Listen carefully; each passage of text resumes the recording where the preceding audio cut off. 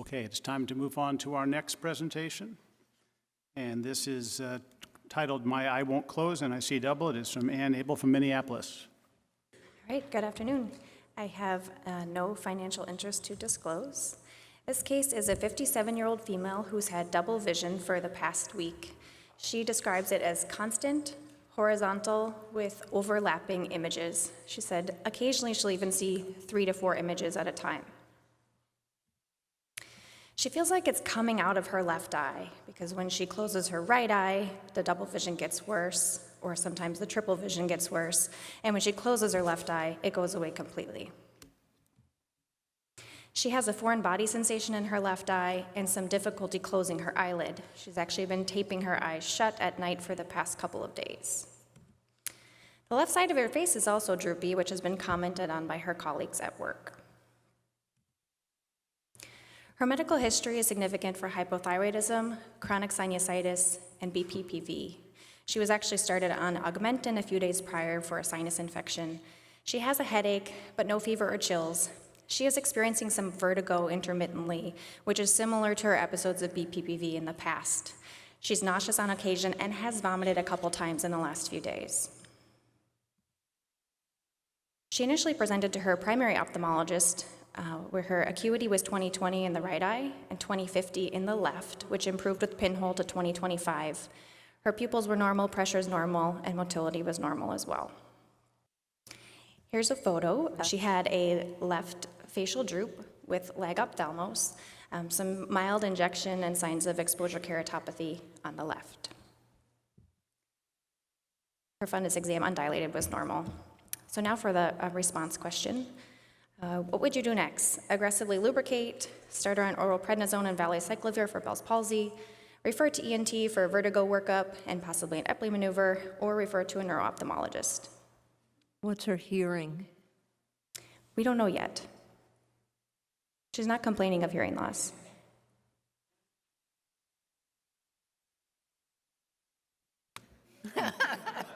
Yes. Good answer.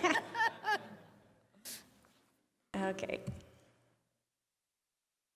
So on her neuro-ophthalmology consult, started out similarly, visual acuity 20/20 on the right and 20/50 improving to 20/25 with a pinhole on the left. Her pupils were normal, color vision was normal as well. Slit lamp exam, again, was similar. She did not have any proptosis with exophthalmometry. Her facial sensation was intact, but she did have decreased hearing in her left ear. Her motility was significant for a mild abduction deficit in the left eye, as well as a small angle esotropia that worsened in left gaze. So for the panel, is this Bell's palsy, and what would you do next? I always like to use the term Bell's palsy as sort of the routine idiopathic facial palsy, and I don't call every facial palsy Bell's palsy per se, so I think this clinical scenario is a little bit different than that. Yeah, it's not isolated either. There's more going on. Right. Besides, it came on insidiously. This isn't your typical idiopathic Bell's palsy in which there's often actually some facial pain, and it comes on over a few days to a week. This is very different. This localizes to where 8 and 7 are. What's very interesting about this case is the whole monocular, binocular diplopia issue, because a lot of us, once we figure out that someone has monocular diplopia, we go, see ya, right? And so in her case, you had the reason for it because she had surface disease, so she had every reason to have monocular diplopia, but she did have a strabismus as well, and so she had an abduction deficit with the appropriate esotropia. So she had both with reasons for both. So the concern, of course, is an acoustic neuroma involving 7 and 8. You know, that's interesting, Nancy, because I would say that the ductional deficit and the esotropia don't match. I mean, -1 means you have a 25% abduction deficit. You should have more than 2 in primary, and certainly more than 4 in side gaze. So this makes me wonder if there was a pre-existing strabismus. Maybe she has deficient sensory function or monofixation, and she may not. But why would it be incomitant? longstanding ETs, give you medial rectus contracture, or she could have some extraocular muscle pulley dystopia. But I think probably she didn't pick up fixation on cross-cover, and she's got a much bigger Well, ET that's- than that's what it. you're But seeing. the point is they don't match, so you got to explain that. Right, And cerebellum. stereo would help you. And by the way, what some of you said, you're right. It's stop, you're both right. It's both a breath freshener and a floor polish. Those people who said, I want to lubricate, please keep lubricating. Ultimately, there's a neurologic issue going on here, but her eye is at risk because she can't close it, and she's having corneal exposure, and you are the best people to take care of that. So don't forget, when you hand her over to a neurologist, they will not be taking care of the surface of her eye. And if it get to a neurosurgeon, I can promise you they won't be. And you really need to be involved in this woman's care, whatever happens to her. Did you mention whether corneal sensation was also normal? Is that another, I did not. just wondering. But I agree with Nancy, you want to look in the cerebellopontine angle, schwannoma, meningioma, something What in about that the area. sinus infection? Do you make anything of that, like her congestion and sinus pain? No? I mean, are you talking about like a Gradinagos with a painful sixth, or, if there's petrous apicitis, I guess you could sort of push it in that direction with a history of infection. Yeah. That would be, it would be less usual. Yeah, plus this is sort of drawn out. Right, this Yeah. location is more a thing than stuff, but you can have stuff too. Getting back to the facial nerve palsy issue, someone in the audience wanted to know in terms of managing these people, how often do you see them? What particular instructions do you give them? I ask a cornea person. I don't know, Mike, you're the ophthalmologist here on this panel. What do you? I'm an ophthalmologist. I would tell them to be using the drops at least once an hour or two. And I think if you told them to use the drops once an hour, they'd get them in at least 4 times a day. And the ointment at night, but their vision's already impaired, so you could actually have them using one of the thicker drops or the ointment during the day. Once you explain that the cornea is the surface of the eye, and without the tears, it's more likely to be exposed to some potential infection, which could eat through their cornea. So that kind of gets their attention. And they can, if you can teach them how to properly tape the lid closed so that they're not putting the tape on their cornea, you could have them tape the lid closed at night. I think it makes a big difference too whether they can feel their cornea or not, because if 5 is involved, then you worry about an additional neurotrophic cornea in addition to the Bell's palsy, and then in that case, that would involve They need their cornea lids people closed. as well. Yeah. Well, an ophthalmologist can do that. All right, let's continue with our case.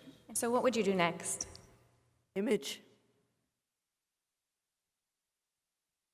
So we have this 57-year-old female with a left 6th, 7th, possible 8th, and her nausea and vertigo. She mentioned with this sinus infection that she has had recurrent sinus infections, but this time it feels different. Like maybe she has an ear infection too that she hadn't had since she was a kid. So she shows you her ear. What do you make of that?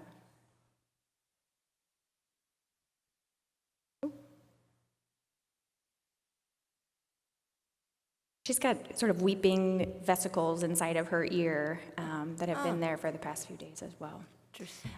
But here's her MRI. The panel like to comment? Comments from the panel on the MRI? Well, there's no obvious, One Mass. looks like 8. Is that 8 that enhances? yeah. So has she got Point to it there. Ramsay Hunt? Is it zoster? Did she have a zoster vaccine? She had not. So this woman has Ramsay-Hunt syndrome, which is herpes zoster affecting the geniculate ganglion. Often they present with a facial nerve palsy, ear pain, and a vesicular rash.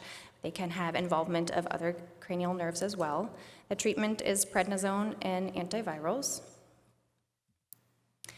The take-home points for this case, not all facial droop is idiopathic Bell's palsy, and the patients can have monocular diplopia and binocular diplopia simultaneously.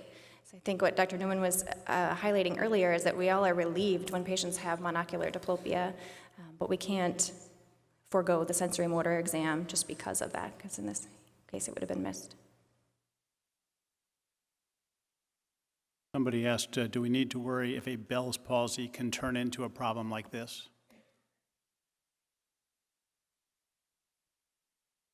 You mean when it doesn't get better?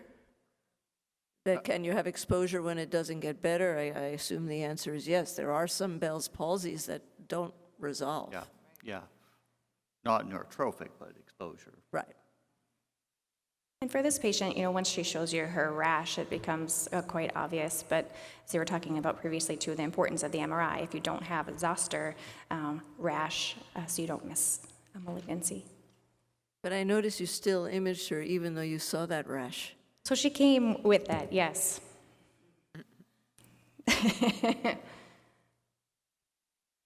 Would a non-contrast MRI have been of any use in this case? It's an audience question.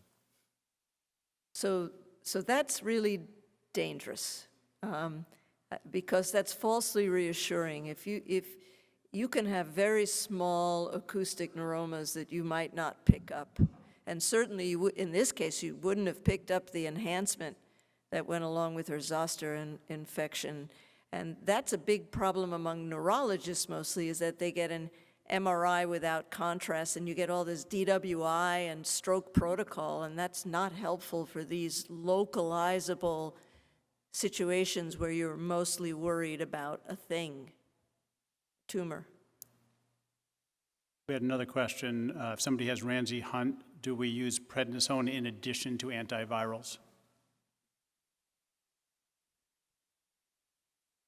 I usually ask infectious disease what their ideas are du jour. That changes. Yeah, I think at our institution right now, it'd start antivirals for 24 hours and then add prednisone. Yeah, it depends which year you look at the Cochrane analysis. One year they'll say just steroids, the next year they'll say just antivirals, the next year they'll say both, and I think most clinicians would use both in a case like this. Let me ask a question related to this. We get patients who come in all the time who have monocular double vision and binocular double vision, and we're trying to figure out if they have true binocular double vision. Do you have any tricks for the people in the audience of how we sort out those patients? Because they can be really difficult. I like the Maddox rod, actually.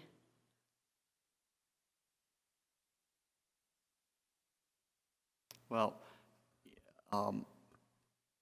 there are some limitations that, if you have normal retinal correspondence, yeah, you're fine. But I think we've established I'm the simple person up here. So I just say, what happens when you close each eye? Draw, if you can't explain it, draw what you see.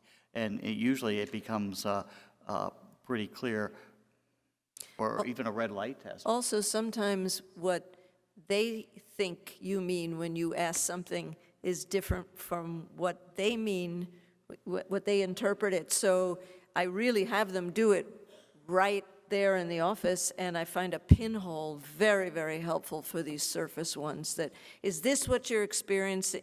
Close one eye. Is this what you're experiencing? Yes. Now look through one of these holes. Does it get better? Oh, yes. And that makes me feel a whole lot better. And sometimes at distance, I'll say, put each finger on the E and say, if they're this far apart, that's binocular diplopia, as opposed to, well, they're kind of like the overlapping. All right, thank you very much.